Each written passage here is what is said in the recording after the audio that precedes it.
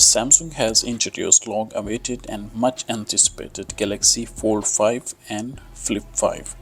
In this video, we will discuss major changes and upgrades in Fold 5 and Flip 5 from its predecessors. Galaxy Z Fold 5 gets new hinge mechanism, brighter inner screen up to 1750 nits of brightness. Galaxy Z Fold 5 and Flip 5 both phones will run on Qualcomm Snapdragon Powerhouse 8 Gen 2 overclocked versions for Galaxy phones. It is the same powerhouse which has been used in S23 series. Galaxy Z Fold 5 is a bit thinner and lighter than the Galaxy Z Fold 4 thanks to new teardrop-shaped hinge that allows it to close flat. The Galaxy Z Fold 5 measures 13.4mm thickness when it's closed. Its slimmest, the Fold 4, was 14.2mm thick. It is also about 10 gram lighter, down to 253 grams from 263 grams. Galaxy Z Fold 5 carries same IPX8 water resistance ratings only, but not a dust resistant. Front and inner screen packed with latest Corning Gorrila Glass Victus 2 S Pen designs for use with the Fold series in 40% thinner. There is still no silo built into the phone frame, but Samsung says that Fold 5 case that designed to hold the stylus is nearly the same thickness as a regular case for the Fold. As a whole, the Fold 5 does not look like it's designed to entice current Fold owners to upgrade. Instead, Samsung seems to be shoring up its positions against the newest foldable competitors, Google and the Chinese manufacturers. The things that Samsung was already doing better, a lighter device, robust multitasking features, are improving even further, and the Pixel's Fold's advantage in closing totally flat is now a wash. But the Z Fold 5's